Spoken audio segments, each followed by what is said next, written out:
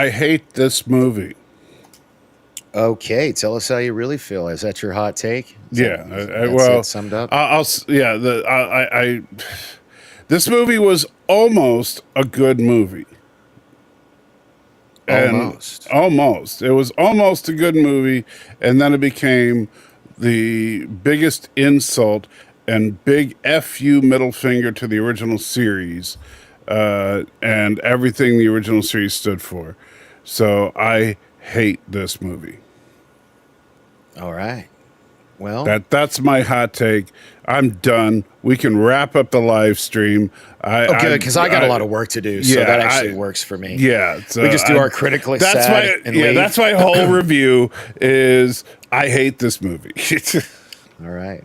Well, guys, thanks for tuning in. If you want to get the more in-depth opinion, go to supportsalty.com. Check out our watch-along. Although, to be honest, this movie is a little over 2 hours, and our watch-along is only about 2.5 hours long. So even though he doesn't like it, he didn't pause it and rant that much. Because I was so angry. I didn't want to, I just, ugh. It's actually one of our shortest watch-alongs. Yeah, I despise this movie. So how's your day going?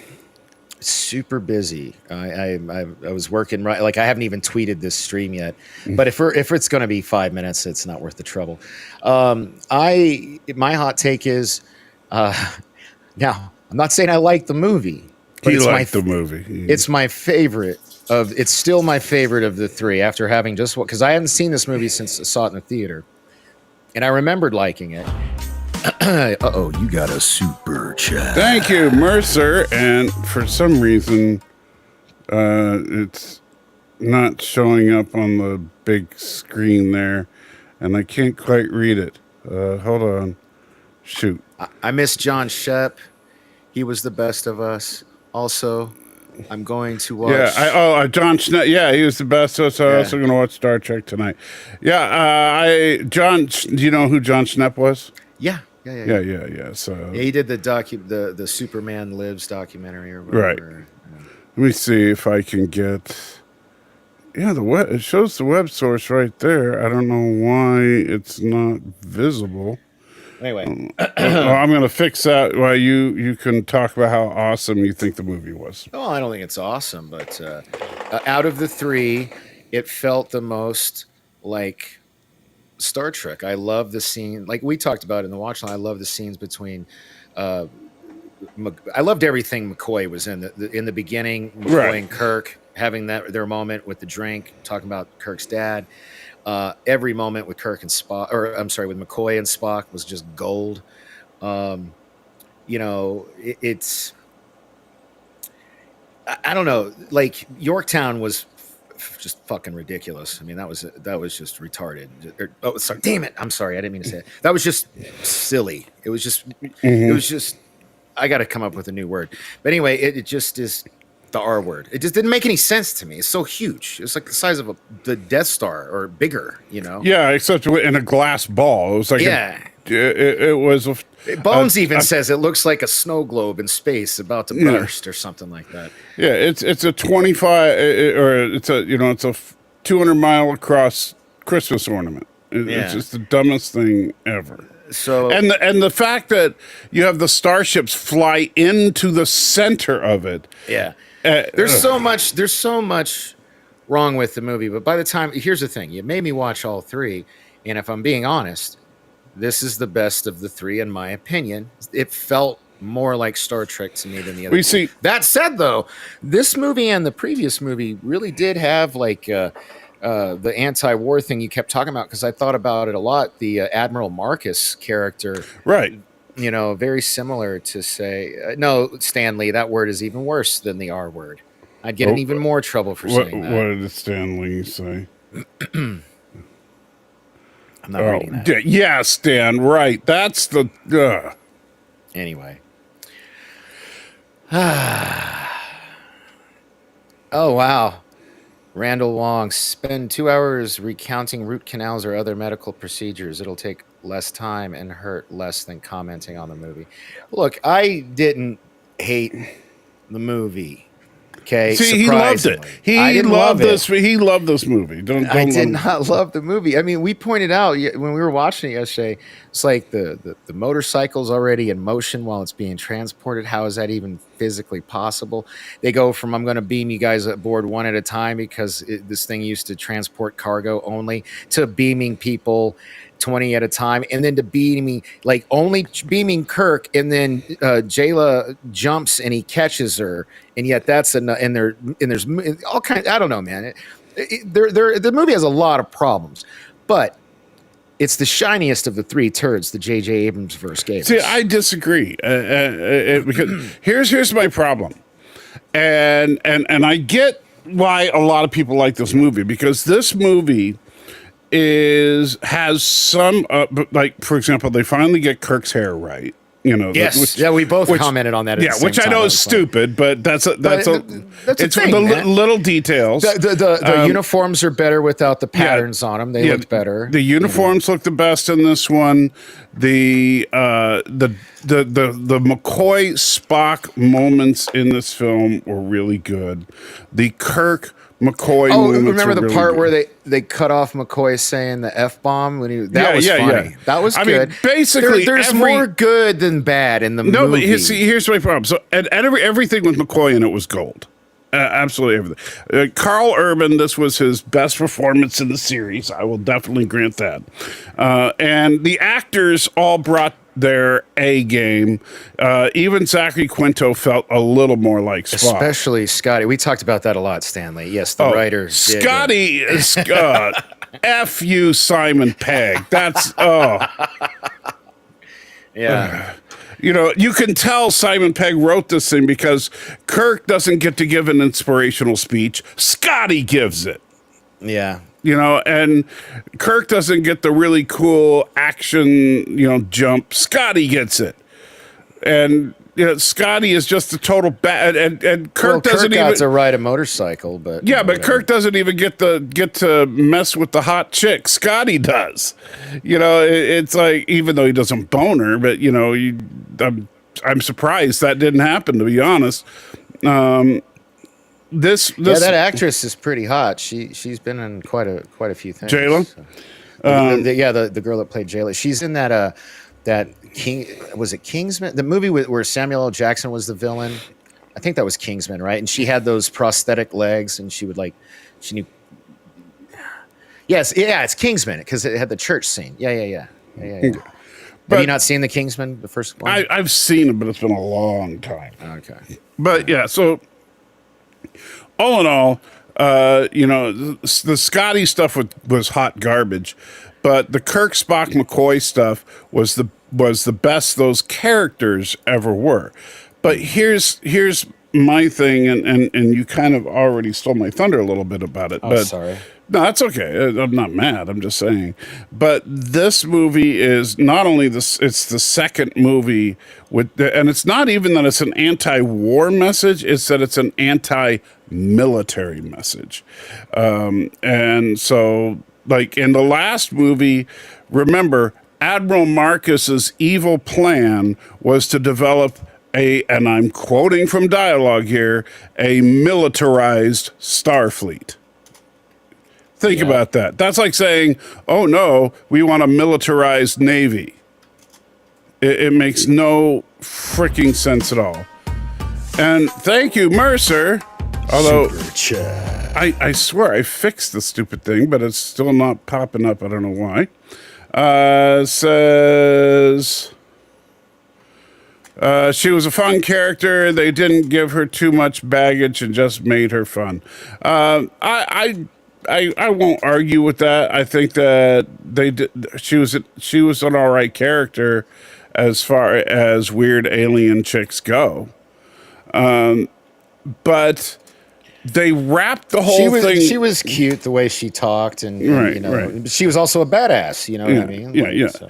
But they wrapped the whole thing up in this package of anti-military propaganda where they make it out that like Balthazar's whole motivation is that he's pissed off that Starfleet disbanded the military when Earth joined the Federation, and basically that now people are weak because the military is gone. And but it's not just that the military is gone, it's that they have peace, that they made peace with their enemies, and that makes them weak, that they're unified as a federation, and that makes them weak. And because he's in the military, he knows that it's hardship and battle and war that makes us strong.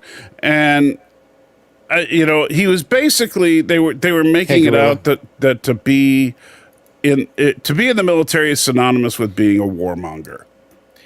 And well, I had a thought, and I do. Before we get any further, let's say we've got some people joining us. We've got 20 people already, so I want to say hi to them. Sure, thank them. I'm trying to fix this stupid thing while you're doing. Well, that. yeah, well, you do that while I talk to the guys in the guys and gals in the chat. First in the house today was Anthony Mark, as always. Thank you, Anthony. I always appreciate your support. And we have Mike Richards, Mercer, Bradley Briggs. Stan Lee, Melphis Sky, 47 Yorktown, Captain Joller, my mom, for those who don't know, Penny, Randall Wong, and and Gorilla's Random Thoughts and Death by Rabies. So thank you all for joining us. Yeah. And it's I had a thought earlier today about this movie because I didn't really notice the military stuff as much as you did, because I never served and you did. Thank you for your service and whatnot. No.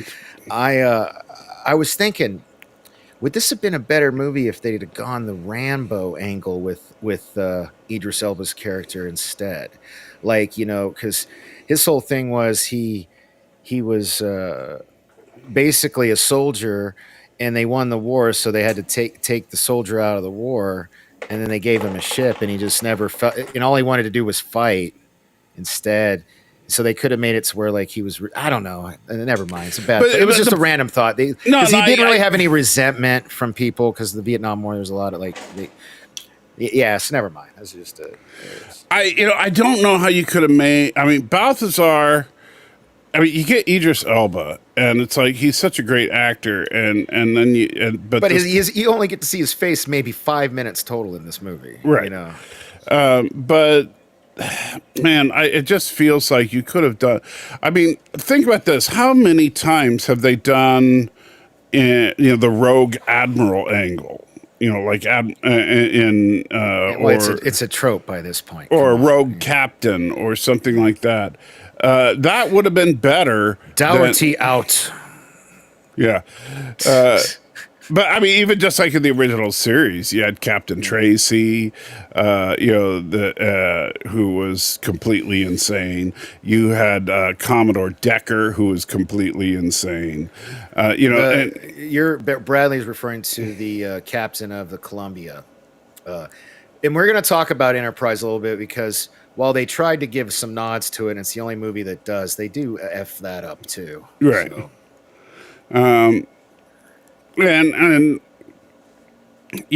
So you could have done something if you wanted to do something. Oh, and I did the tweet, by the way, if you want to retweet it, or X, or whatever the hell you want to call it. Yeah, it's not a tweet. It's a X. It's an X post is what they call it, which is. We really should just you just turn the sound off, play the movie in the background, but zoom in so we can only see the corner, and we'll just talk over it. And then there's our 2 hours, because it really is not much to.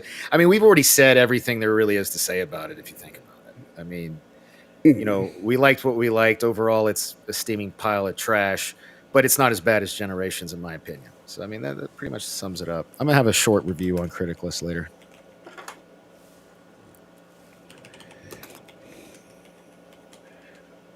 What are you doing?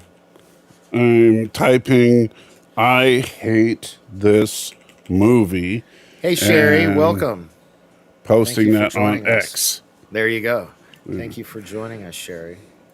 And Sherry, if you still see Gary and you want to warn him, He's a part of. He's in my 4th step. So when I get to step 9, he's gonna get at the very least an email from me. I'm on 79 days today, folks. Tomorrow will be day 80. By the way, interestingly enough, so this and I do find this actually quite interesting. This anti-military propaganda piece is brought to you not by one, but by 2 Chinese production companies. Is Alibaba Chinese? I did. I verified Alibaba Pictures and the other one. Remember when we were watching this? I was like, was this in the theater? Because I don't. Yeah, Like, I checked. Both these companies invested in the film.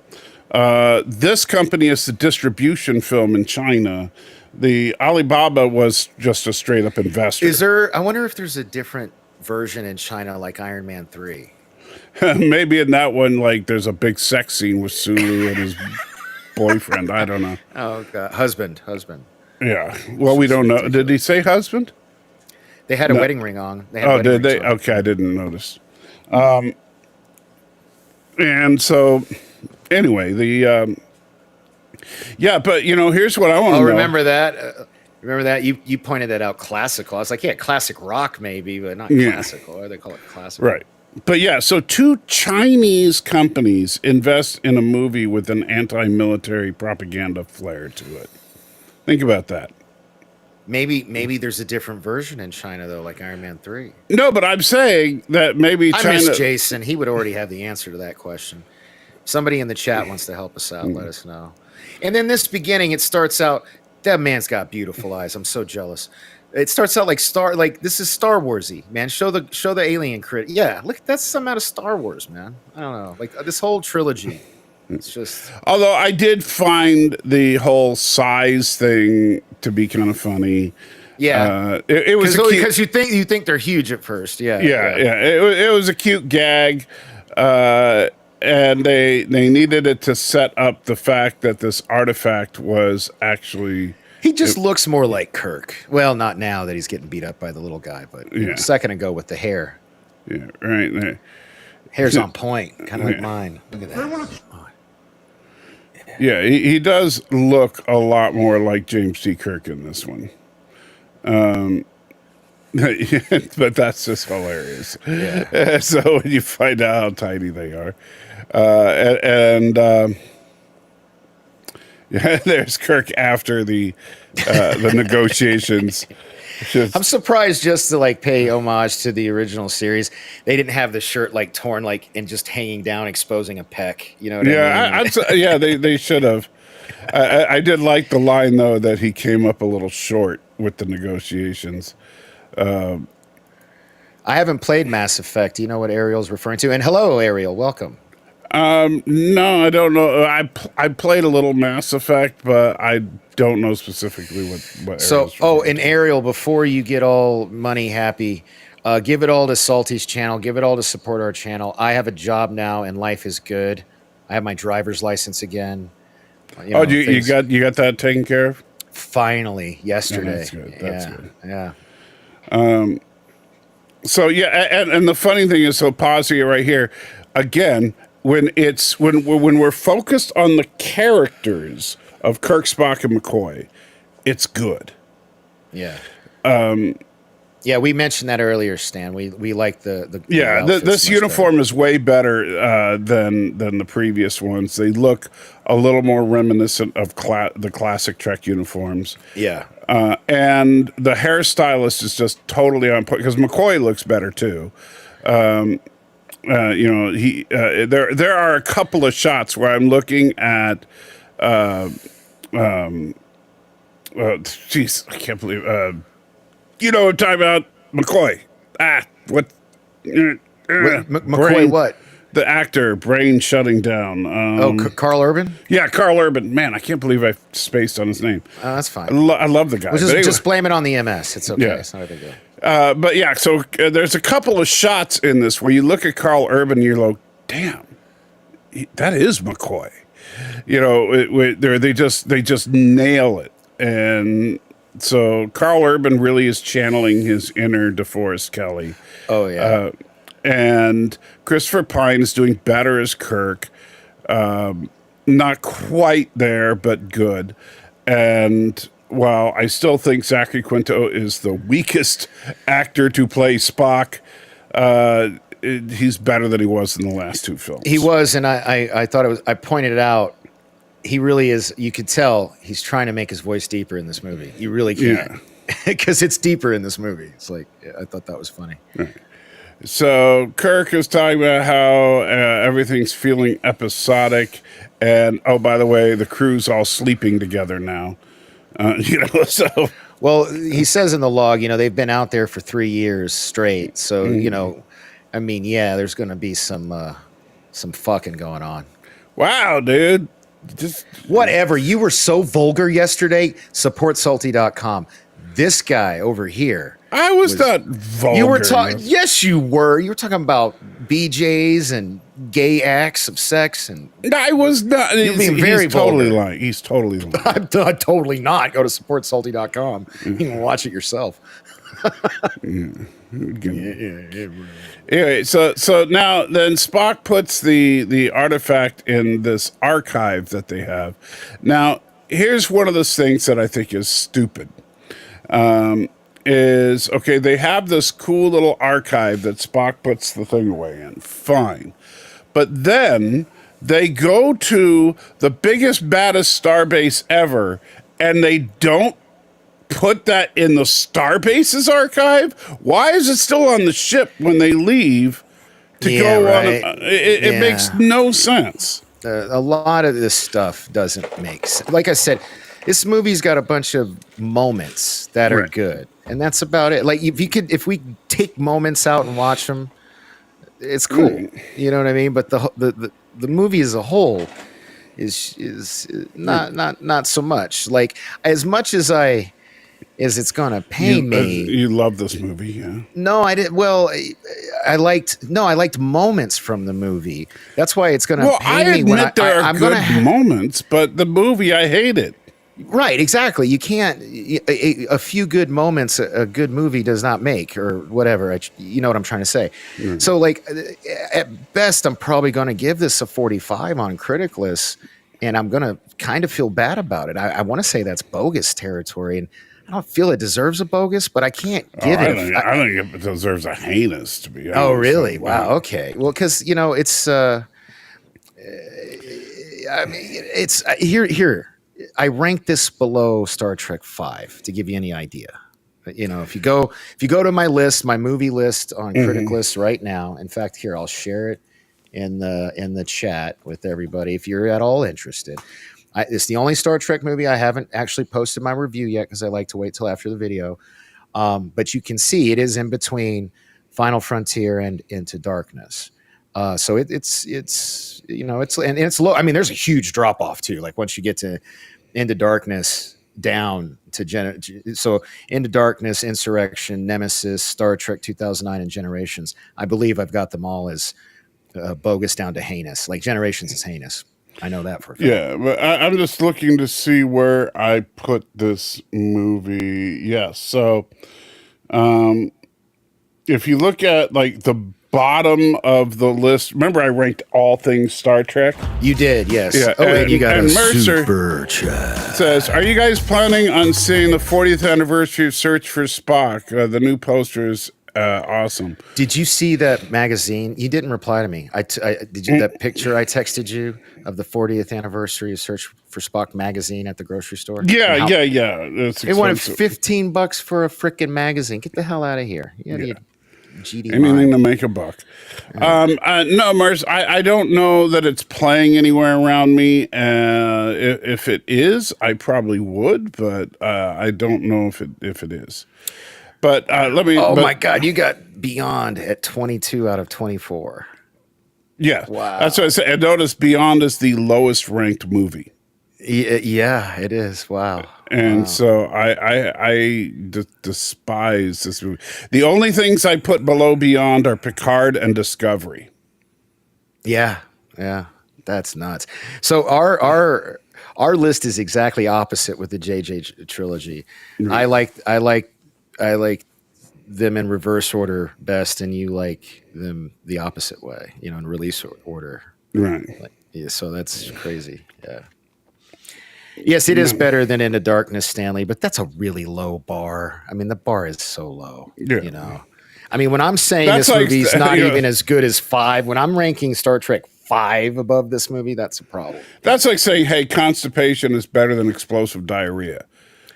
Yeah, I You mean, know, yeah. I mean that's basically what you're saying. You know, it's so what? You know, it doesn't make the constipation pleasant. Will it though? Will it though? Like I'm going to tell you right now, out of my comics that were stolen at the end of 2018, that valued at over 165K. In you can go to YouTube and just type in Las Vegas comic book theft. The top 3 videos made national news. The majority of the ones, I'd say, the more of those books. I wish they would have stolen everything I collected in the 90s. I'll put it that way. Like, because like those books aren't worth the paper they're printed on. And much like a magazine, I don't know, Bradley, I don't think there's going to be any collector value to that not in my lifetime anyway. And I don't buy I'm not one of those guys. I don't buy shit like that because I mean it's an investment. No, I get it because I'm a fan and I want to read it and use it. And, I mean, I don't know why, but my line's at $10. If it were $9.99, I would have bought it. But instead, I took a picture of it, sent it to Salty. And By the way, I just did a search for Las Vegas comic book theft, and it was the first result. It was the first result. There you go. Yeah. From KTNV Channel 13. And so, yeah. They're talking about it. But then it says I'm so skinny in that video too, man. It's that thumbnail picture is just laughable. But the is it me in this with Spider-Man? Yeah, and the Christmas thing. Yeah, yeah. I was, dude. Now that's they are me saying in my that peak physical condition in that picture right there. Now they are saying that police were saying that the whole thing seemed to be fraudulent. And that nothing was actually stolen. That's so not true. They actually, if you watch the video, they got a picture of the dumbass from the security camera feed, like a clear shot. They caught that guy. They didn't catch the other one. The other guy kept his. If you watch the whole video, they show some of the other security footage. He had a ball cap and a hoodie, and he kept his head down the whole time. So the other guy didn't get caught. So. Anyway, so yeah. Anything. This always cracks me up, Donnie. Thank you, but I got to imagine that Doomcock has got to be like, "Who the fuck is Dork Knight?" You know what I mean? Every time you say Danny says hi, or he's going to think I'm some other Danny he knows. It's a very common name. Or maybe you actually know him and don't know it, since he always wears that mask. That is true. Well, that's a solid point. It'd be kind of funny if he was actually one of your roommates. He's the guy that stole your food. I think I would know it, and they don't know about this. That was a private conversation. Yeah, a little fat boy came out at me yesterday. I got pissed about that, but I got over it real quick. It was fine. Anyway, the problem is anything that's sold as a collector's item is not. Yeah. And it literally says collector's item on it. And that's the funny thing. Like sometimes short term they will gain. Like if you look at things like these pop figures, or you look at things like Pokemon cards and stuff like that are sold as collectible. And they'll be, there's the uber rare one, and it's worth $10,000. But then you know what? 20 years from now, it'll be worth $1. Yeah, and Ariel, possibly, but the noob, as you put it, didn't narc his friend out. Mm-hmm. But and I never got my books back. That's why I don't collect anymore. So, this was a good scene. I liked this scene. This is one of those times that Carl Urban really channeled his inner DeForest Kelly when they shared some scotch, and of course they figured that they were shocked that Chekhov had scotch in his locker that McCoy stole, by the way. Yeah. McCoy went into Chekhov's locker and stole his 50-year-old scotch. That is messed up. You know how expensive 50-year-old scotch is? Well, anyway. and because Kirk was drinking Saurian brandy, which McCoy was saying that stuff. Yeah, he picks it up. He's like, "Oh God, what are you doing with this?" He's Right. like, yeah. So but I would now and they did also say, remember in and this might be where they got it from, in Picard season 2, when Picard was at Guinan's 10 Forward bar at 10 Forward Street. He said he needed a drink, and Guinan said, "Do you want top shelf or hooch?" And he said hooch, and she grabbed the Saurian brandy bottle. Well, there you go. So, So oh, look at this, Ariel. I don't know about supervillain, but certainly added to my drinking problem. That's for sure. But, hardly a supervillain. yeah. In order to be a supervillain, you have to be super. At something, you know. Right. I mean, Danny is evil, but he's just incompetently evil. Hey, ha ha ha ha. Hey, Alex, welcome. So yeah, and so the Enterprise comes into Yorktown. I mean, look at that. That's just so dumb. I watched it yesterday. Really, we ought to just fly through this and talk about some news. There's a lot of cool nerd news that's come out lately. So, Well, I'm working on it. And McCoy Spock and Uhura break up. Boo freaking who.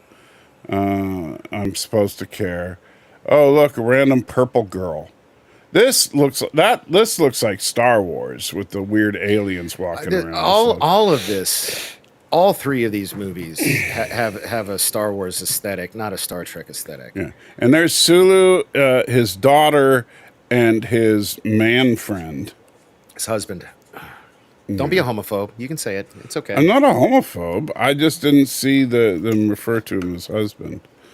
But what I want to know is, where did his daughter come from? Well, what I want to know is, speaking of Star Wars, why is Spock talking to two Jedi? What was that about? Well, because they wanted to say, "Help us, Obi-Wan Spock. You are our only hope." Yeah. So the two Vulcan Jedi basically give Spock the news that Ambassador Spock died at the age of 33. The ripe old age of 33. Yeah. So, yeah. What the heck? I forgot to silence my phone. I apologize. Are those text messages? Because if so, somebody's No, those are desperate critic list notifications. You wouldn't know because you don't have yours turned on, you twat. Was that a word I'm not supposed to use? Yes, that's a word you're not supposed to use. Sorry. And you know that. So don't, silly goose. You silly goose. You need to turn your notifications on. I actually posted. You need to give me admin access to our group so I can. I don't know how to do that. And you need to fix. Oh, this is what I was going to tell you. You spelled ultimate wrong on my ultimate Star Trek list. It's an I, not an A. Fix that, man. You look like a damn fool. It's killing me. It's like, I know you're not. I'm sure it was. I'd like to say it was fat fingers, but the A and the I are nowhere near each other on the keyboard. So clearly, I'm dyslexic. Yeah, that's why I'm not giving you too hard a time. God's already done that to you, but the MS. So let's just go ahead and fix it. Wow, dude, you're just being a dick today. You make me watch crappy movies, man. Like when you we start like watching this movie. No, I like it I like it the best out of the three movies. That's not saying much, man. That's all. I mean, that's all I'm saying. It's not saying much. I still don't like the movie. All right. There, I changed the spelling. Thank you, sir. Thank you. Let me hit refresh now. There we go. Thank you. But yeah, I'm trying to see how to make you an administrator in the nerd. Let's see, edit group. I really do have too much fun on Critic List talking to all these movie nerds. You should get more involved in it, man. It's a lot of fun. I'm making friends. It's like social media. I'm making friends with people I don't even know. But we all, like when I posted my basically my review is essentially a roast, and the Star Trek Into Darkness. or as I like to call it, Star Trek into adult. I just roast that fucking movie, and I miss good movies. And I have a little conversation, and I don't even know this guy or girl. So yeah, my bias, my sex bias. I guess I assume it's a man, but it could be a woman. You I don't have a know. sex bias? Or what's it called? My gender bias. I have a gender bias. That's what I meant. Gender and sex is different, right? Nowadays, I don't know. It's so hard to keep up with shit, man. You know. Anyway, let's see. I graduated last century. I mean, I guess I'm just out of touch. You know. Okay, well, I can't make you an admin, but I can make you a moderator. See what that does. Okay. We can do it later. Bradley says, I wasn't about to have a panic attack. A manic attack for sure, but not a panic attack. All right. So then, so on the frontier, this random chick shows up. This bitch. And says, "Oh, my people, help me, Obi-Wan Kenobi. You are my only hope." And so then Admiral Smokerface is going to send Kirk, because the Enterprise has the most advanced sensors in the fleet and can possibly get through the evil nebula of evilness. No, she said that she said the Enterprise has got something that no other ship does. Not sensors. It's Captain Kirk.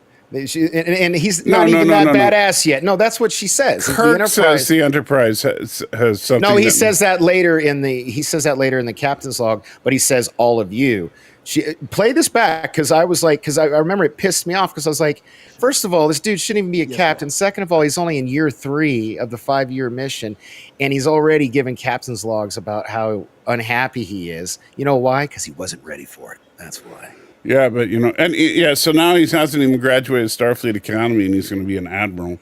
Yeah. Here they're talking about how he applied to be an admiral, and she's trying to talk him out of it because he's such a good captain. I guess a lot of good shit must have happened in that 3 years we don't know about. I don't know. Yeah, I always said they should have made a TV show with these guys, or like a streaming series. That would have been cool. I'd have been down for that. Although, look at this. This is like the worst possible angle you could film the Enterprise from. And this guy uses this angle, this director uses this angle a few different, like when Scotty gets out of that torpedo later, they use that same angle. I don't know what it is, but this ship is just ugly to begin with, and it looks even worse with this camera angle. Right. You know? How do you take such a beautiful ship like the Enterprise and just muck it up? You know, I don't know. Oh wow. Oh no, never mind. What? Oh, I thought you'd skip too far ahead, and the saucer section was already blown off. No, it's just a weird angle. But I do want to say, at least, I mean, the saucer section I like. You know. Yeah. You know, it's the nacelles and whatever. What are those called? The pylons, I guess. That's what really jacks it up. They're too close together, man, and the curve is weird. You know, I like the sleek, straight, outward. You know. Yeah. And I get they just wanted to be different, but at the same time, that just because you want to be different doesn't mean it's a good thing to be different. Yeah. So, Enterprise goes through the Nebula of Doom, finds the planet of Doom. They get attacked by the bees, which is and here's the nacelle just kind of coming off. Or no, that's not happening yet, but. Well, in the Kelvin timeline, Ariel, quite a few, I'm sure, because this Kirk is sexual. Yeah, right here. I gotta say, this was kind of a shot where you realize how much trouble they're in, where the nacelles have been completely separated from the ship. Yeah. So they're kind of screwed. Yeah. Which there are some cool things in the movie. Look at all the red shirts just being taken down. You gotta love it. Red shirts dead everywhere. It's like whoever made this movie, they knew about the gags and the tropes, but then they F up the details. You know what I mean? Like little details are like later when we talk about the Franklin, the NX, 347 or whatever it is. even though it was a Warp 4 ship that came out before the NX-01, which I thought was the first of the NX class. Right. You know, Well, that's the whole thing. The NX class was invented with the Enterprise. And, so the first two NX ships were the Enterprise and the Columbia. yeah. But So, they were yeah. stupid. Yeah. So so they're the Enterprise is in deep doo-doo. Kirk decides to pull a Troy and crash the ship. Man, you Well, skipped you over really one want of to my take favorite shots. You what's skipped over that? one of Uhura bending over, man. She's so fine in this movie. Dude, for real. Come on. Yeah. So Kirk pulls a Troy and crashes the ship. Gets pissed off at alien chick. But she's saying, oh, well, she's just forced to do it, blah, blah, blah. Spock and McCoy escape on one of the alien ships and crash land. But Spock is impaled. Oh, God. Ugh. Yeah. Ugh. And, McCoy, I do like, so McCoy's like, he takes a broken phaser and manages to heat up a piece of metal because he needs to cauterize the wound. And he's like, so Spock, what's your favorite color? And he's like, I failed to see the LUT. And then he rips out the thing and cauterizes the wound. And then, even though I'm not a big fan of cursing in Star Trek, they use the S word quite effectively here. Yes. Because at one point, I can't remember what it was, but McCoy said something was a load of horse crap. And then after he pulls out the piece of metal and cauterizes, he says, McCoy says, well, they say it doesn't hurt as much if you don't know it's coming. If it's a surprise, yeah. Yeah, and Spock says, to use your vernacular, I can tell you that is a load of horse crap. And so I did think that was funny. Oh, Ariel. So what you do is you create an account and you follow me and then add me as a friend with benefits. That way I know, because what that does is it ensures And you you show do up the in same my for me, feed. too. Yeah, and do the same for Salty, even though I've got way more reviews on there than he does. I'm way more active. But my reviews are way better. I don't know about that. I do. I spend a lot of time on my reviews, man. I really You spend too much time on your... Probably. Oh. That's why they take me forever to come out, with them. So, yeah. Meanwhile, Scotty, Scotty, by the way, Oh, you skipped the whole thing where I'm not going to the even... BS where he's hanging, like he should be dead. Yeah. That was ridiculous. Let's see if I can find it for you since you like that scene so much. I don't like it, but Yeah, there's Scotty. There's...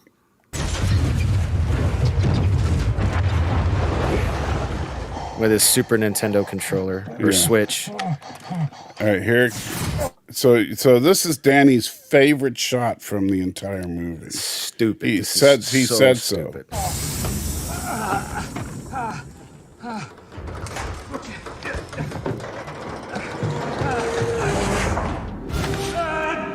So Dead. right there, yeah, he's dead. Totally dead. Look at that drop. That is at least a 1 mile drop. It's far. Yeah. And look at that. And he's holding on. Get the fuck out of here with that nonsense. So It's ridiculous. There is no, and I mean, look, he is above the clouds. That's how high this is. Hey, thanks, Ariel. I just added you as a friend with benefits. So awesome. Got your name and everything. Right on. That's the cool thing too, guys. You get in here early enough, you can get exactly the name you want. You don't have to add numbers or letters to it. If I didn't care so much about branding, I literally could have been just Dork Knight. But then I was like, everything else has got LV, except for my Twitter. Dork Knight LV on Twitter is my business, although I should probably change that back. I don't know. But anyway, I digress. So he's holding on literally by four, but weak gravity. He's holding on literally by four fingers, and it's just a little tiny piece of rock.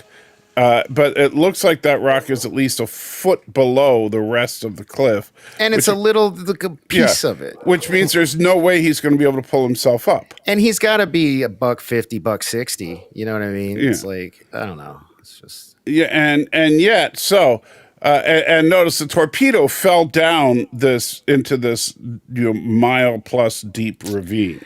Yeah, I still can't invite people here. Ariel and anybody else on Critic List here in the chat. I just put the link to our group, the Nerd Fights group on Critic List. I really would like to get that more active. So be sure to join that, Ariel, since you already signed up and followed me. And anybody else who wants to join us. But then, okay, so fast forward to where we just were after the horse crap. Yeah, so Scotty. Hi and bye, Professor Brainy Hey, Specs. Professor Brainy Specs, how you doing? He said, "See you later." That's his first message to us. But Yeah, he does that sometimes. I think he's mad at me because I don't like this movie or something. I don't know. not only do you not like it, I mean, I can't believe we can't agree that this is the best of the Abrams movies. You've got it. See, I know you love this movie, but you got to stop. I don't love it. It's just better You're than the other acting two. like you love it. Well, so are you. So far, we're both just talking about the stuff we like. I am going on a tangent about the fact.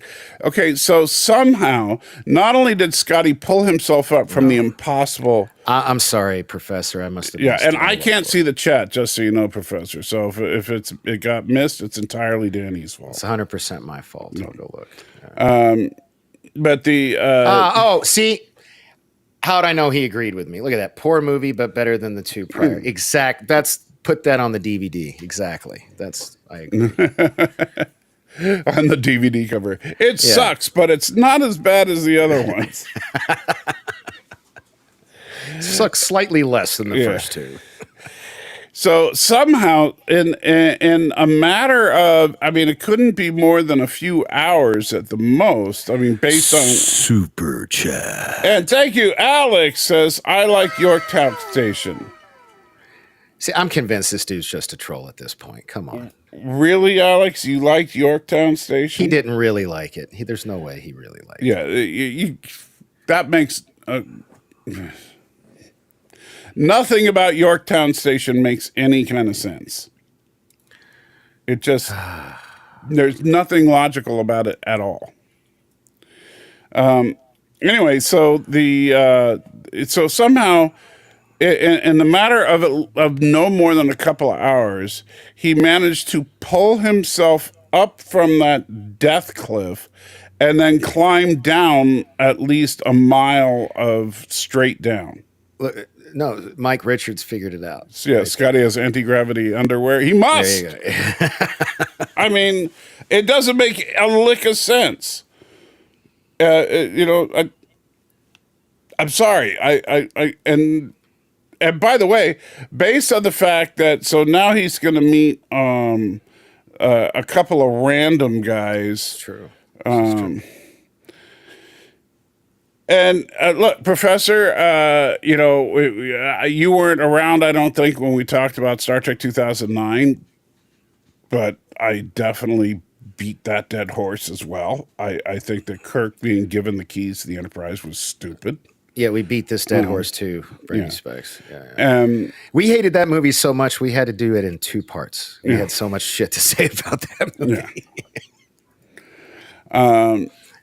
But my problem with this movie is more the overall messaging than any individual thing. And that's more so than the other two movies. Even though Admiral Marcus's evil scheme was to militarize Starfleet, whatever, And, so for bonus points in the chat, if anybody can give the correct answer as to why Simon Pegg named this character Jayla, I'll send you I will send you a prize. And no, it's not the Marvel No prize. It'll be a real prize. Really? So even if I guess it? Yeah, but I'm looking for what I'm going to give you. So don't get too excited. It's Oh, in here somewhere. well, then never mind. It's probably Where is it? Oh, a couple of cigarette butts. used condom, maybe. I don't know.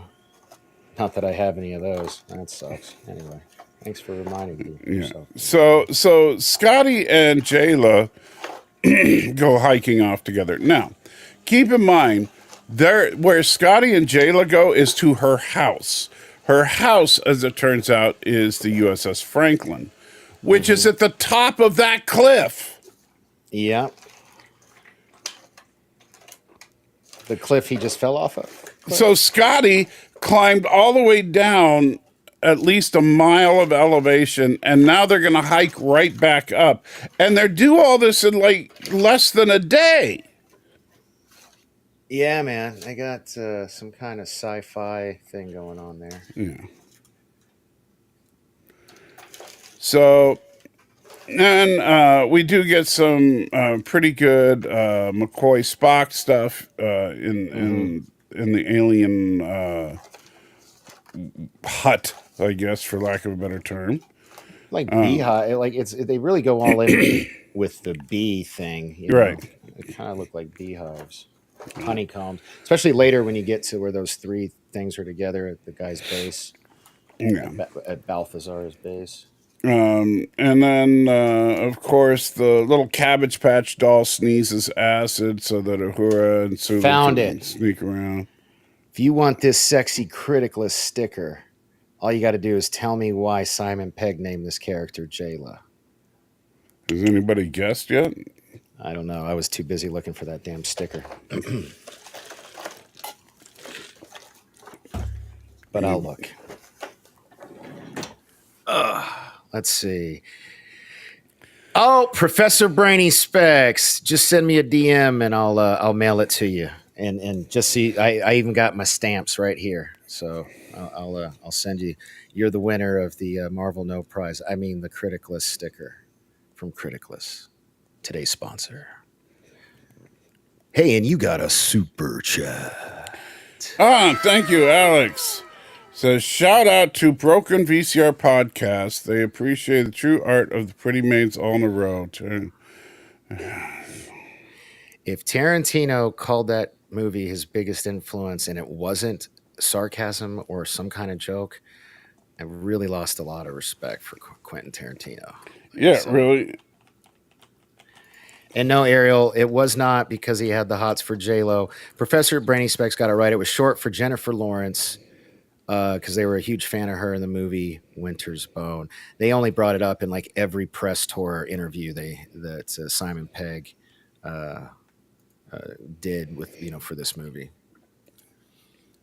Now I'm trying to find. Let's see. What asshole liked Alex Bogey's comment calling me a troll? Whatever. Okay. Well, whatever. You are kind of a troll. Okay. All right. 10 great cult movies favored by Quentin Tarantino. Number 1 is actually Rolling Thunder. Number 2 is The Bad News Bears. Number 3 is Pretty Maids All in a Row. Number 4 is King Boxer. 5, The Pom Pom Girls. Oh, hey, man. Thanks for... you got me a badge called the All-Seeing Eye Badge on Criticalist, so thank you. Oh, because you're a moderator? Yeah, right on. Yeah. So let me see if I can see what Tarantino actually said about this. This garbage dump. I still haven't even... I don't even know if I'm going to bother putting it on... Or I might just put it, just do the scale of the 0 like... Odin does on it, man. That Odin's got like hundreds of reviews, but 99% of them, nothing's written. He just rates them, So this is what it says here. This is an example of a morally offensive but highly entertaining cult film of the much romanticized 1970s, which is pretty controversial in its subject matter even today.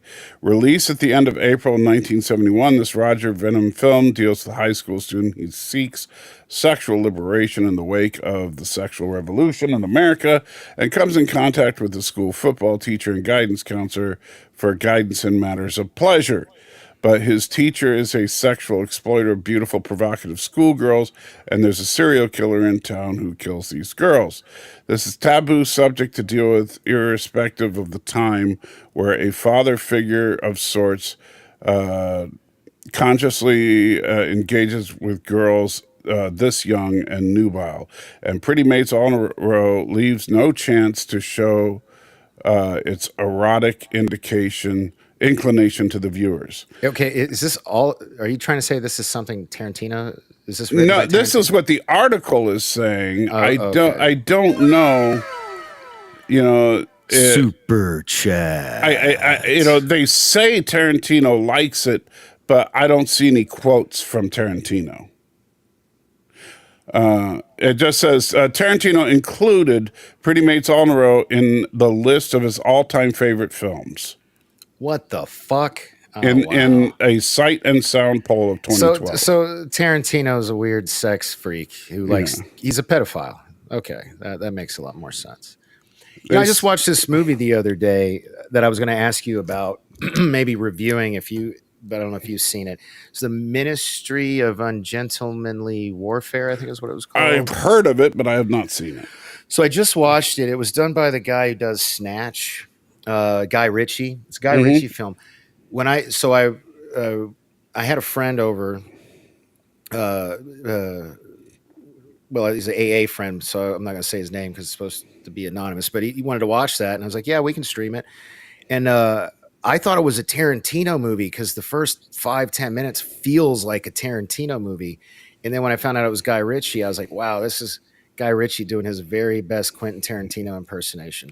I challenge anybody. I want to know if because the dude I was watching it with, when I said that, he's like, I could see that. I wonder if other people have had that thought because I really thought it was Tarantino from that first 10 minutes. I'll say this. I think Tarantino's overrated. I know that's a horrible thing to say, but I just don't see the love people have in his direction. I unfortunately, and that could be an interesting thing, especially with your being as religious as you are, even though you got a potty mouth. It's not about me being religious. Well, I'm just saying it'd be interesting to review those movies because you guys would find out I actually dislike more of his movies than I like, but the ones I like, I really, really like. Like I almost feel like he peaked in the beginning with Reservoir Dogs, his first movie. That movie is so good. I could watch that movie. Everybody's always like pulling out the Pulp Fiction. Reservoir Dogs is a really good movie. It's like really, really good movie. Have you seen Reservoir Dogs? Yeah. Okay. So according to so Pretty Mates All in a Row was not number 3 on his list. It was actually 1, 2, 3, 4, 5, 6, and 8, 9th on his list. His number 1 movie is The Good, the Bad, and the Ugly. Number 2 is Apocalypse Now. Number 3, Bad News Bears. Number 4, Carrie. Number 5, Dazed and Confused. Number 6, The Great Escape. Number 7, His Girl Friday. Number 8, Jaws. Then Pretty Mates All in a Row. Super chat. And says, yeah, Salty never liked Pulp Fiction. I thought, look, I don't hate his movies. I just think he's overrated. If that movie, the funny thing about Pulp Fiction. I didn't hate Pulp Fiction. If you recut the movie to be linear, it's not as good. I'm sure it's probably not. But no, I mean, like Sam Jackson is at his Sam Jacksoniest. Yeah. And there's poor Bruce Willis. There's a lot of poor Bruce Willis. Like if you recut the movie in a linear style, he's the main character. Like if you actually, I know, but I think it's been done on YouTube or somewhere where they put it in. But doesn't Bruce Willis end up getting tortured? No, Marcellus Wallace does. Bruce Willis is the one that saves him, which keeps Marcellus Wallace from wanting to kill him, because before that he wanted to kill him for not throwing the fight. I haven't watched it in a long time. So. Man, I watched that. I've seen that movie a lot. Yeah. But I didn't dislike it, and I don't. And by the way, I think an underrated director who is heavily inspired by Tarantino is Robert Rodriguez. Yeah. And so Robert Rodriguez, who did the Mexican trilogy, which I love those 3 movies, and he also did From Dusk Till Dawn. Yes. Which is one of my favorite vampire movies, as silly and cheesy as it is. Thomas, you came at the wrong time. No, this movie's so bad we're talking about other movies. Bruce Willis was tortured by being forced to watch Star Trek. And so, and see, and the worst thing for Bruce Willis is, given his current condition, he keeps having to watch it for the first time over and over and over. Oh, that poor bastard. Yeah. I do not know anything about this, Ariel. Salty to you? She's asking us. Yeah, this new movie with Kevin Costner. It's like it basically, you know what the trailer looks like? It looks like Dances with Wolves 2.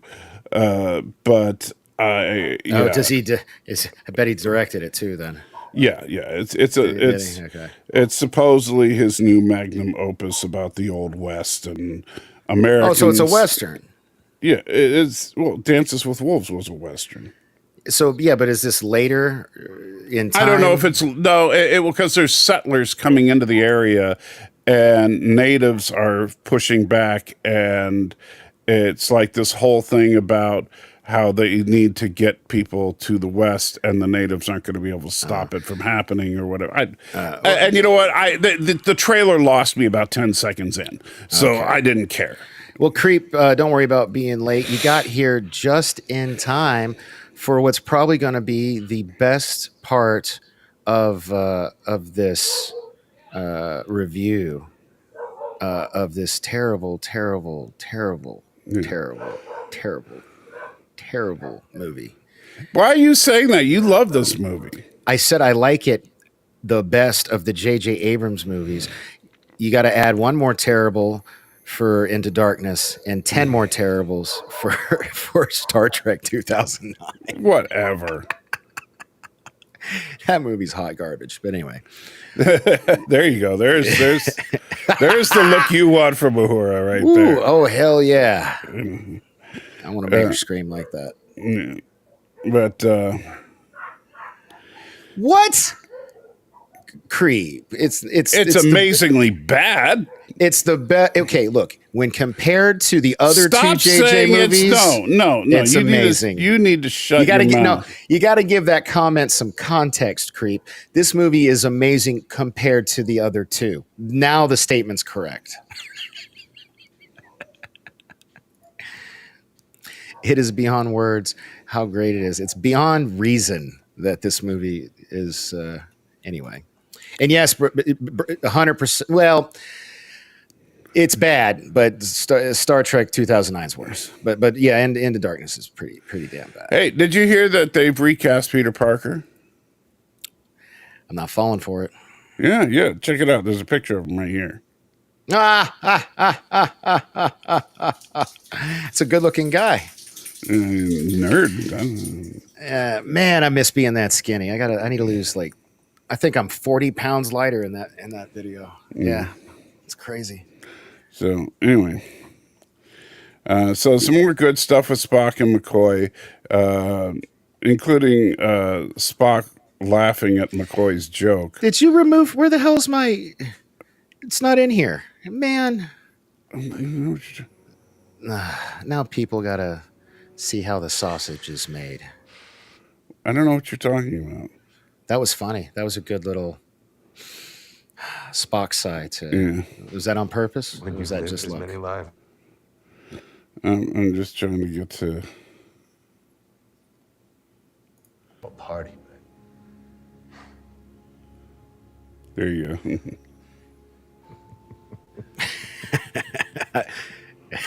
Look at Bones. Getting delirious. So hey, this week's show is brought to you by the fine folks at Criticless. While I'm looking for the video you must have accidentally deleted, why don't you tell the fine folks a little bit more about Criticless since we're at the halfway mark? Right there. Sorry, that shot of Scotty is just perfect. Well, we can't see it because the Criticless logo is over his face. Criticless.com. Join up. Tell the people more about it. So Criticless, because critics suck, that's their motto. Is a website where anybody can review movies. Anybody meaning you can review them, I can review them. Anybody who creates an account with Criticless is equal as a reviewer. So there's no top critics or certified critics. It's the anti-Rotten Tomatoes website. That's something that Blaine himself would kind of say. And he means it to be a direct competition to Rotten Tomatoes to get a more honest appraisal of the films instead of from these corporate shills that we call critics. Scotty looks like he's about 150 years old right there. I moved for super chat. And Alex says, as lame as this movie is, better than Discovery. Well, I'll give you that one. I will definitely agree with you on that. And if you look at my ultimate Star Trek list on Critic List, Discovery is rated lower than this movie. Hello, Blaine Andrews here, local business owner and critic enthusiast. Are these critics constantly clickety-clanking around on their keyboard? Are their terrible reviews driving you crazy? Is your critic clawing away at the very fabrics of society with their terrible opinions? Think there's no answer? You're so stupid. There is! Critic Mittens. Finally, there's an elegant, comfortable mitten for critics. I didn't hear a thing. Is your critic one-armed or have fat sausage fingers, a skinny bird-like physique, or just no fingers at all? That doesn't matter because one size fits all. Critic Mittens, you'll be smitten. So come on down to criticless.com. We're the home of the original Critic Mittens. And how? Download on Android, Apple, or maybe just visit the interwebs today because it's an app. You download it because it's an app, but it's a website too. And, you know... and there you go, folks. Criticless. Blaine should actually start selling Critic Mittens. Right? I would buy some Critic Mittens. Like, have, like, a Critic Mitten logo on the mittens. Yeah. And, you know, and just have it be, like, pot holders and a roll of duct tape. Professor Brainy Specs, if you're still here, don't forget to DM me so I can send this out to you. I'll drop it in the mail today. Just DM me. Of course, how does he DM you? We follow each other on Twitter. Oh, do you? Okay, I didn't know. Yeah. Professor Brainy Specs won't talk to me because he doesn't like me. Yeah, you know, it's okay. So yeah, there's Scotty with reacting to me saying that, you know, Starfleet is the military.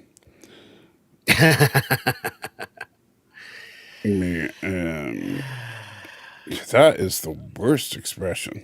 I don't want it to be just my fault. Okay, I just wondering what he was saying there. All right, so Dr. McCoy and Spock trying to get away. This is a great moment here with the two of them. I always assumed my respect for you was clear. The dialogue we have had across the years has always... It's okay, Spock. You don't have to say it. All right, so right here, it looks like Spock and McCoy are done for. They're surrounded by alien ships. Just to give you the context here. Well, at least I won't die alone.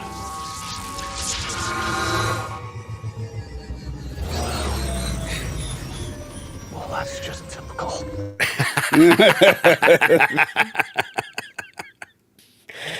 Every scene with him is good. Yeah, man, I Carl swear. Urban is absolute gold in this movie. You know, so I do love every moment he's in. You know, and yeah, so they get into the Franklin. McCoy uses the old school, tools, and yeah, we already saw that. I know. I was just putting it back up because Okay. he and I are actually agreeing for once. Yeah, well, yeah, and I agree with him on that too. That's what I was saying earlier. So he heals Spock using the ancient stuff, and then we get This stupid face hugger chick.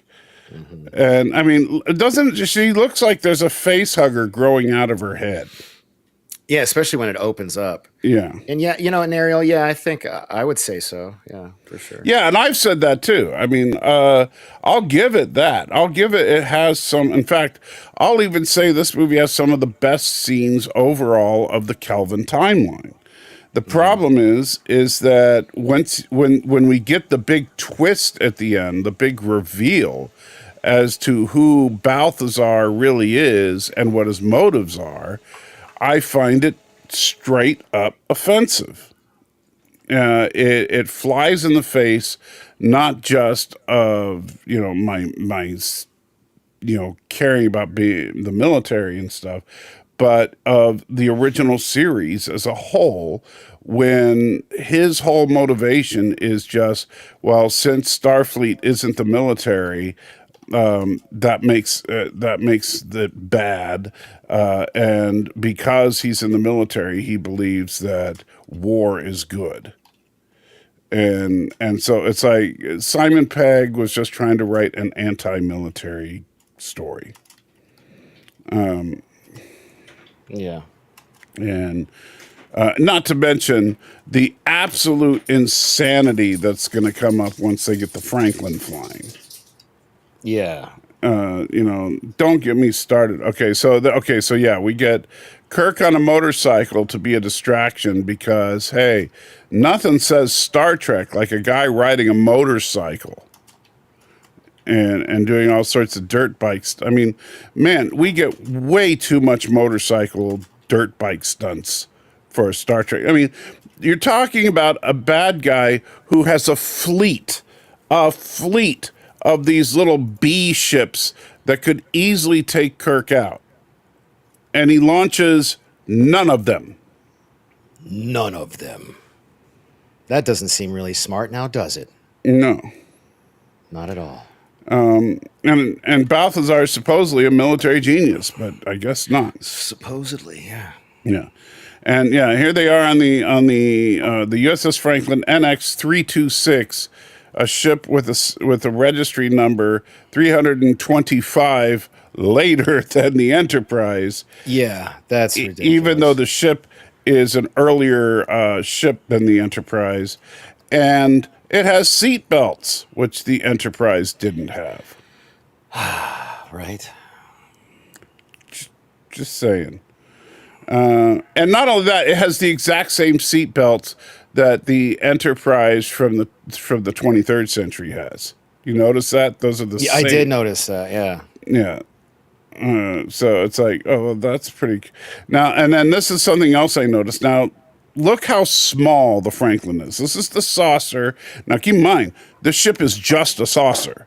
There's no other section to the ship. The warp nacelles and pylons come right off of the saucer. And the saucer, as you can see here, is pretty small. I mean, like if you took about like all the windows you can see in this shot, you might have Captain Pike's quarters from the Strange New Worlds show. And this is like a quarter of the saucer. And yet a crew of 400 is on this ship? Right. Because they said they beamed everybody there. By the way, I'm hearing an echo. Did you turn it up? Did I? I don't know. I'm just saying. Well, like I Hear an echo now. Hello? Yeah. I don't know. I don't hear it. But like I was saying yesterday, most of the crew died, man. You know, we saw a ton of people get sucked out into space when they got attacked by those. They would have had to bees. lose at least 300 people. Yeah, you know, I could see that. I don't know. You don't think so? It didn't seem like they lost that many. But of course, at the end, apparently the entire surviving crew throws a birthday party for Kirk, and there's only like 20 people there. So There yeah, you go. Yeah. Yeah. All right. So, the bees start attacking the Yorktown base. And so the Enterprise gets the idea, hey, you know how we can defeat them? With loud music. So they put on the Beastie Boys. Yeah, you really did not like that. We're gonna get a copyright strike. I'm Careful not. now. I know. I'm just. That's how they defeat the bad guys. See, look at this. Faster, Doctor. We risk being consumed by their trajectory. So yeah, just playing loud music on a specific frequency just makes their ships blow up. Yeah. It's because they explain it. It was the frequency. Yeah, they but could have played any song, you know. Well, yeah, but it still makes no sense. I could see, like, they were talking about jamming the signal that helps them coordinate and fly as a swarm. Fine. But why are they just exploding? I don't know. It doesn't make a lick of sense that the ships just randomly blow up when they do that. And then let's see. Yeah, so then the Franklin busts up through the water to stop the last couple of ships from getting there. But Balthazar, and this is where we get the big reveal that Balthazar is actually the captain of the Franklin from over 100 years ago. Anyway,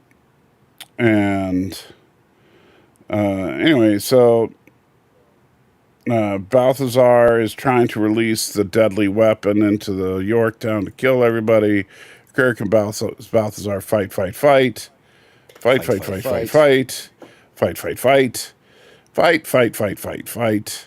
And then Balthazar gets sucked out into space and dies. And Kirk and we do get this nice little moment where Spock looks in Spock's old stuff. We get the And Star Trek Alex, 5 thank you so much.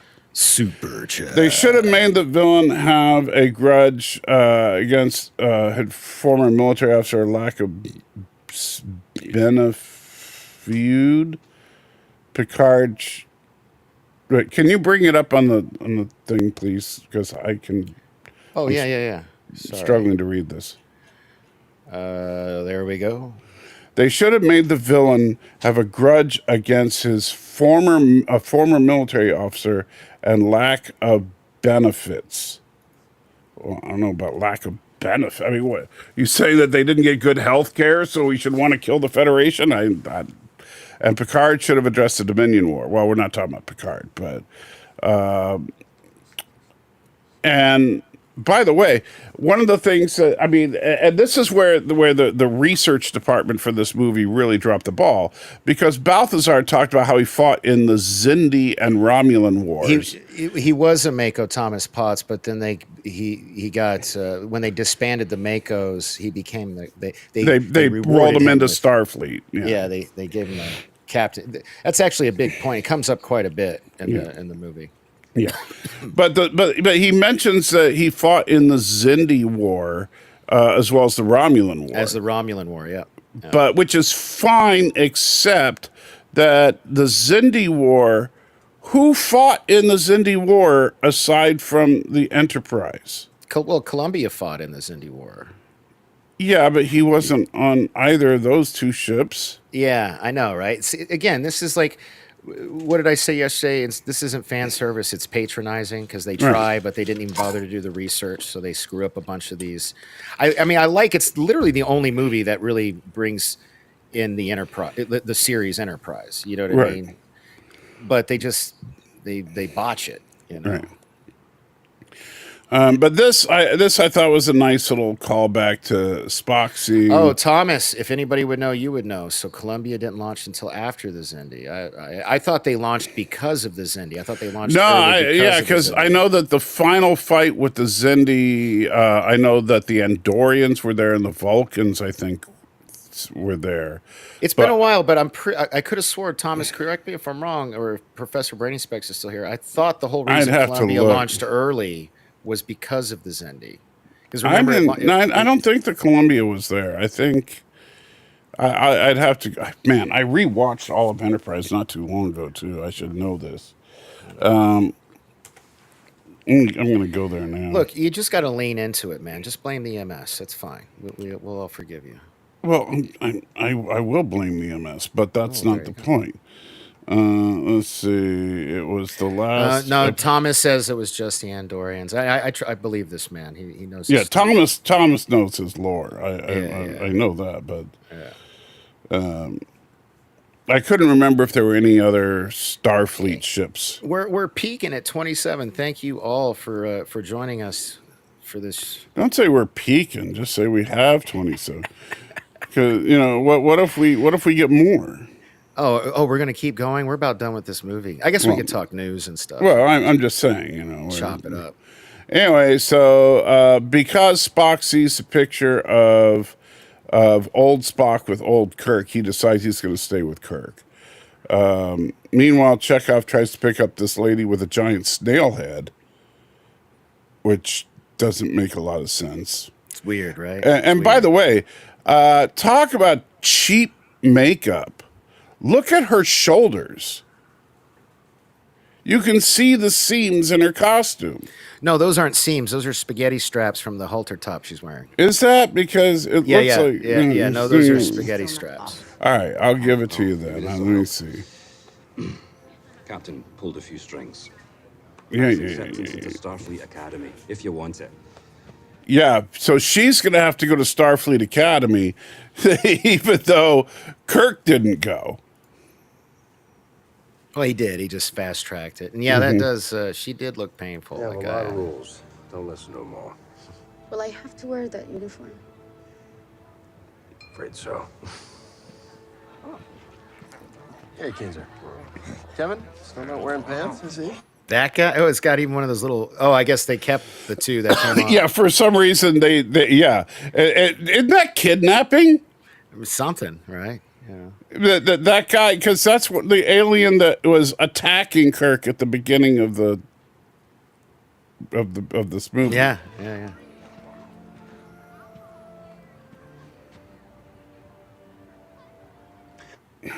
Come on. And it's right there, but keep. It's just there's the little straps for her, those spaghetti straps for her top. All right, I'll give it to you. I'm not gonna. It's not worth fighting over. Anyway, so Spock decides not to quit. Oh, go back. Starfleet. That was a nice scene with the three of those guys. At least pause it on them for a little bit. If this movie had just focused on the relationship of Kirk and Spock and McCoy, this could have been a great movie. Oh, you mean the thing that made Star Trek great to begin with? Yeah. Go right. Wow. Like it's not rocket science, people. Instead of trying to preach about the military thing, which is just the dumbest thing as far as to draw your line in the sand in, is if you're going to fight about anything with Star Trek, I think one of the dumbest things to fight about is that Starfleet is not the military. Because if it's not, then who defends the Federation when they're attacked? And who fights wars for the Federation? Because last I checked, the Dominion War was fought entirely by Starfleet. Am I wrong? No. I'm just Although saying. Ariel, yeah, I mean, she's, I think echoing your little sentiment. Yeah. It's the Space Navy. And I just, it makes makes me really, really angry. And Alex, thank you so much with another $1.99 super chat. You will get more if you review only a paper moon.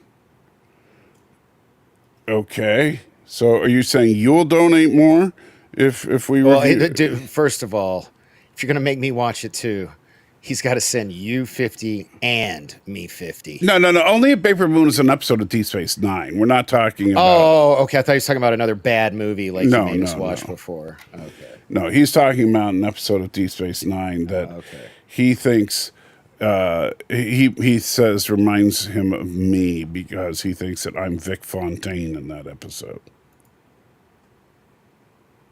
which makes no sense to compare me to Vic Fontaine. He can sing much better than me, and I'm much better looking than him.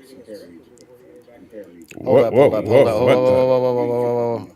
Hold, please. What? Sorry. What was all that? Hold on 1 second. I'm trying to find this clip, but anyway, of something I wanted to share, but go on. I messed up, so sorry.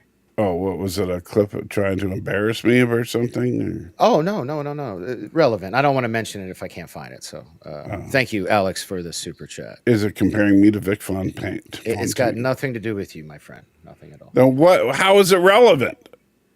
To the movie we're watching. But anyway. Was it a picture? Is it a picture of a piece of crap coming out of a butt? I mean, what's... Oh, my God, man. Well, I mean, that's pretty relevant. That's pretty comparable to this movie. And then, so then we get this super fast montage of the Enterprise A being built. Like, so they just hung out at Yorktown for the 18 months or so it took to build the Enterprise A and then continue their mission? I guess. Oh, Jinx. Yeah. And then the final frontier. We finally we're all excited. Ooh, a new and improved Enterprise. And the new Enterprise looks so to explore dumb. Strange new worlds. To seek out new life. Because now, instead of too big, the warp nacelles are too small. And the pylons, they just decided, hey, let's make the pylons really awkward. I don't know how this is supposed to be an improvement. Yeah, it's not. But hey, it's slightly different. And the end. Yeah. And of course we get the end. By the way, here's a stupid thing. So in the last movie, they established that space, the final frontier, is the captain's oath, right? You remember that? Yes. But in this movie, the entire cast says it together. So why is Uhura and Scotty and saying the captain's oath? Well, because like you said, it's not the captain's oath. But they said it's the captain's oath in the last movie. Yeah, I know. It's ridiculous, isn't it? Just ridiculous. So they're not even consistent within the Kelvin timeline, let alone the rest of Trek. With the crap with the Franklin, I hate this movie. And like I said, I really, really despise the anti-military message. And I do wonder if it's because there's two Chinese companies that bankrolled this movie. Really? Huh. Yes, really. Well, why? I mean, but how does that? I would see if it was like a pro-communist message. Well, it's an anti-American military. American military, though?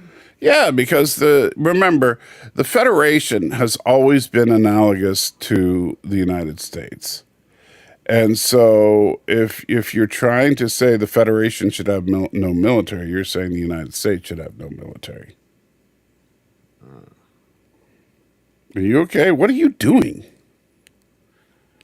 I was trying to find this clip. I can't find it. You're still trying to find the clip? I can find the quote. You got a super chat. Paper Moon is the best DS9 episode that deals with PTSD. Nog spending time with Vic Fontaine is an analogy to all of us spending time with you, in my opinion.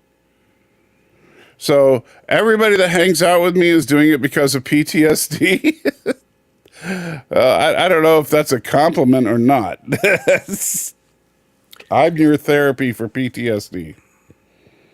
But thank you, I think.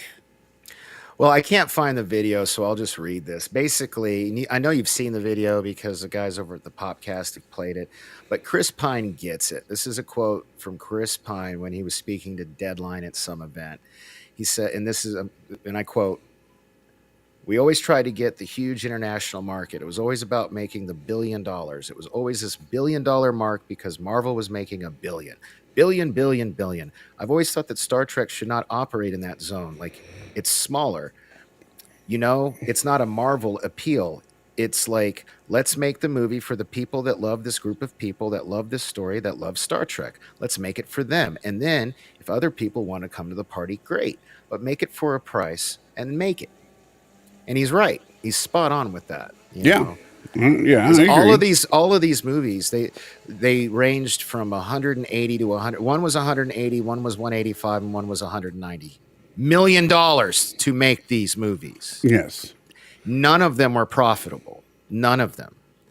The one that made the most money was Into Darkness, and it was the one that cost $190 million. It's still, if you believe that marketing matches the production budget thing into account, like Odin talks about, then all three of the Star Trek J.J. Abrams movies didn't even break even.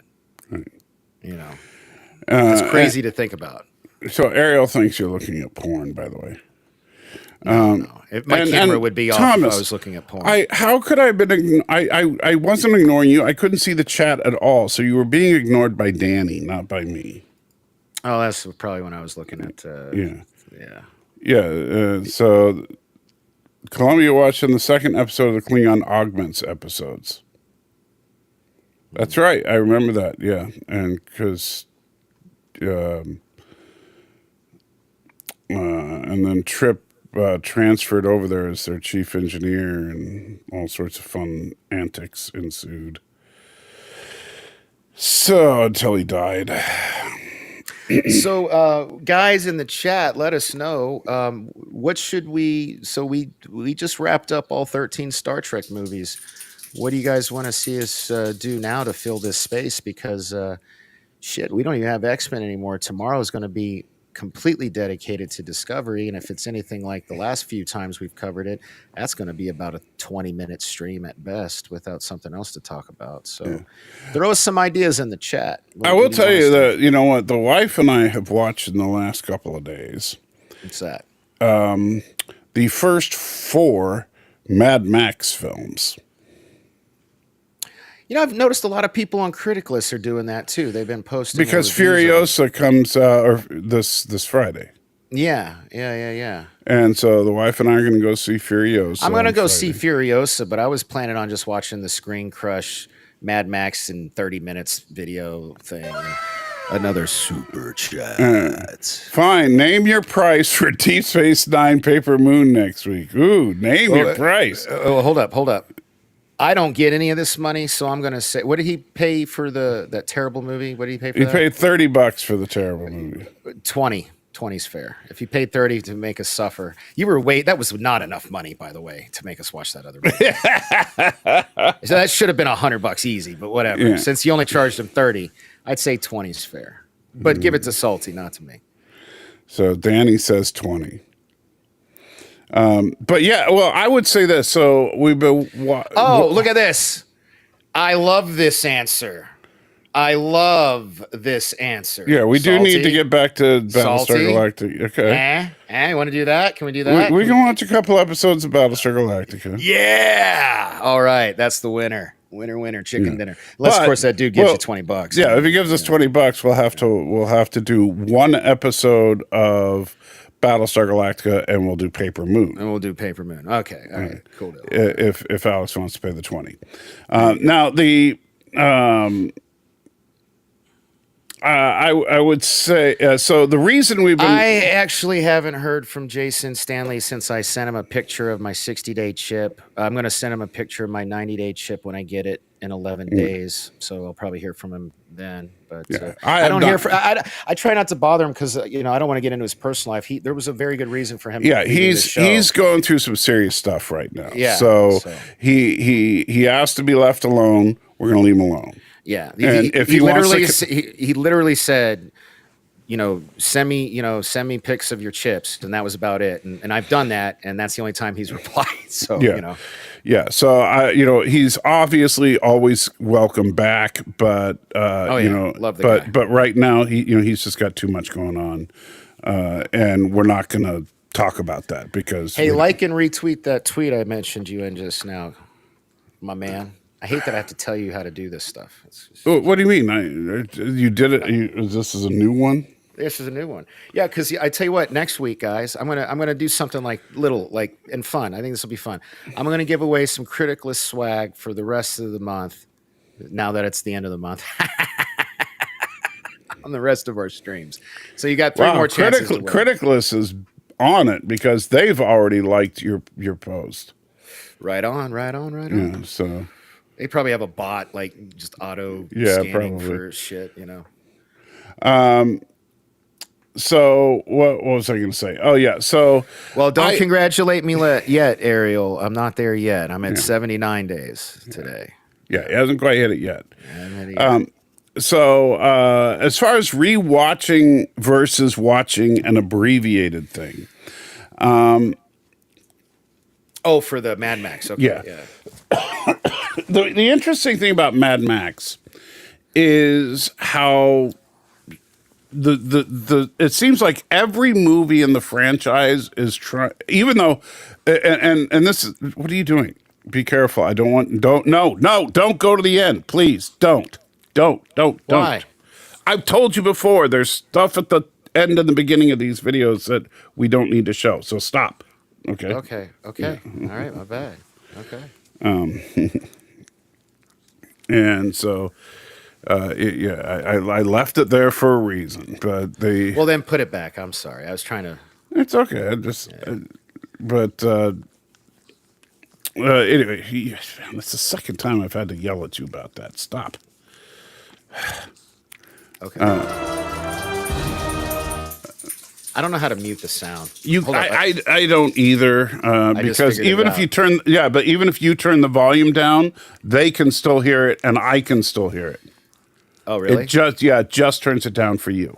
Oh, lame. Oh, and Alex puts the $20 in. Oh snap! Looks like we gotta watch us some. It's only a Paper Moon. All right, you're lucky I made a money. Well, then we should have gone for a higher price tag. Damn it! You set the bar too low with that 30 for that crap movie. That should have been 100. So please focus on how It's Only Paper Moon focuses on addiction and entertainment and connects it to YouTube today. This episode is meant to do. This meant a lot to me when I returned from Afghanistan. I can't guarantee you that's because I may not interpret it that way, but we'll definitely give it its due. So we will watch. We'll watch it in its entirety, and we'll talk about it in its entirety next Wednesday. As Danny is attempting to get me my copyright strike. Oh, sorry. I forgot everybody else could see that. I was just looking at the Enterprise being built. My bad. Yeah. Don't do that.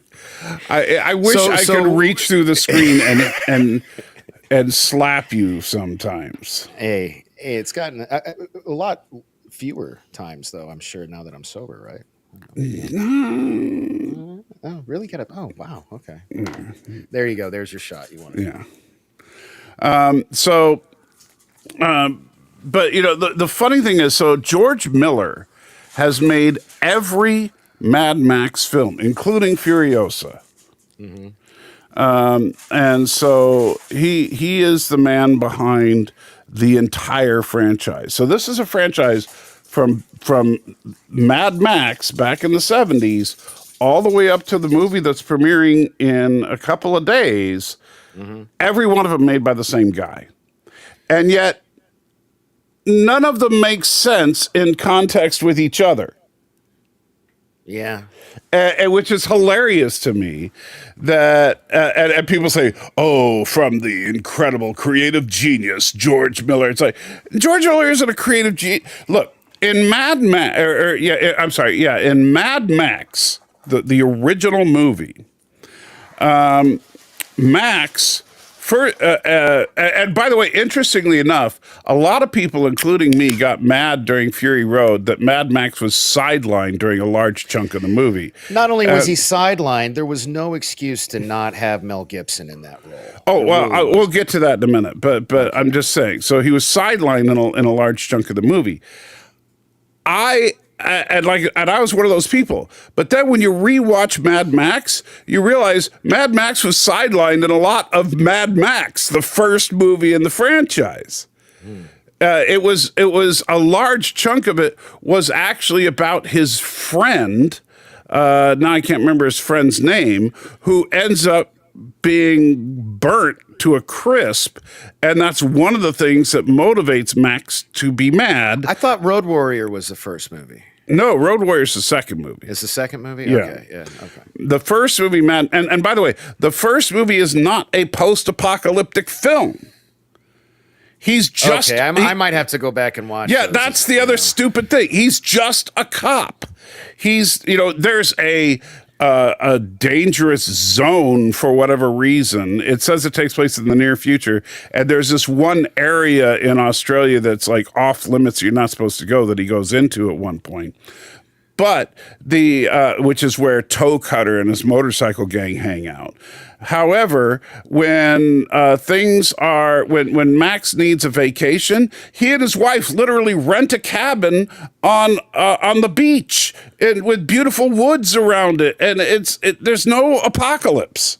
All right, so it takes place in the normal world in Australia in the near future. Well, I'm sure the guy over at Screen Crush will clear all that up for me. I'll just no, it won't make any. It doesn't make any sense. And then you get to the Road Warrior. All of a sudden, the entire world is a nuclear wasteland, and they even start the movie telling you that that the world ran out of oil, and so there's wars and stuff over oil, and the wars turn nuclear, and all sorts of bad things happen. Blah blah blah, and. So now you have people fighting over the precious oil that's left, which, if you remember the story from the Road Warrior, there's a group of nice people that have an oil well, and they're being harassed by gangs, and Max shows up and helps them escape. And that's basically the entire plot of the Road Warrior. Then you get to Beyond Thunderdome, which is just like the weirdest movie. I think I saw that one in the theater. I remember my mom. Mom, are you still here? Let me know if you're still here. I remember seeing that one in the theater, and I was pretty young, and I was like, "What the hell am I watching?" Yeah, Beyond Thunderdome, it's like 1/4 of the movie is Mad Max action that's perfectly good, Ooh. and the rest of the movie is Peter Pan in the desert. And I wish I was exact. The Lost Boys are there, and Wendy's there, and Mad Max is Peter Pan or something. I don't know. It's bizarre. It makes no sense. He runs into these kids in the middle of the desert, and then some of the kids wander off into the desert, so Max goes after him to rescue them, and it's just like, they just replaced Captain Hook with Tina Turner. Is this true? Is this true? That is partially true, yes. and the stunts are insane. You know, in the if you look, you could tell some people seriously got hurt. I mean, like you see motorcycles land on top of stuntmen and stuff. Well, and then it's like, George Miller was just being smart. He's like, if I get them shit faced, they'll do anything. yeah, yeah. Yeah. And yeah, so some of the stunts were just For my one wrestling reference of the show, oh, it's true. It's damn true. And the so Beyond Thunderdome makes no sense. Now, then you get to Mad Max Fury Road, the one that everybody was raving about a few years ago. I hate that. No, I hate that. That movie is a giant race. That's all it is. It's not. It's Right. just.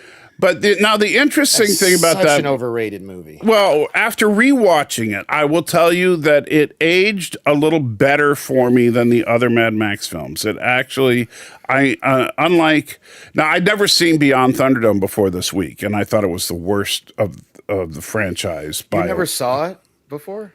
No. And oh man, that was supposed to like break Tina Turner wide open, but her shitty acting ruined that. Oh yeah, Tina Turner was hilarious. But unintentionally so. Yes. But I'd not when I remember seeing the trailers for Beyond Thunderdome when I was in high school, and I thought this looks really stupid. Two men enter, one man leaves. Yeah, and so it was just. But the funny thing is the Thunderdome is in like the first 15 minutes of the film, and that's it. You know, it's like at the very beginning of the film, Max shows up at this place. He gets into a fight in Thunderdome, and that's all we ever see of Thunderdome. Well, it does kind of, if I remember correctly, again, it's probably been 30 years since I've seen it at least. It kind of kicks everything off because he kills that guy, and that's what intrigues the Tina Turner character, right? If I remember correctly? No, that's not what happened. He hardly kills anybody in that one. I thought he killed a big old fat guy. Yeah, I must be thinking of something. No, he refused to kill the big old guy. Oh, okay. But so then when you get to Fury Road would have been a great Mad Max movie if Mel Gibson were playing Mad Max. And it would have made a lot more sense, especially when you consider some of the interesting facts of it.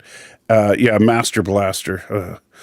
When you have when you look at the timeline, especially considering Furiosa that's coming out now, because the timeline of Furiosa, which is a prequel to Fury Road, is that this is 20 years after the nuclear war. Okay. Well, then Mel Gibson would have been perfect. Yeah, Mel Gibson would have been the right age. Yeah. Because Mel Gibson is 68 years old. So if you say, okay, Furiosa takes place 20 years before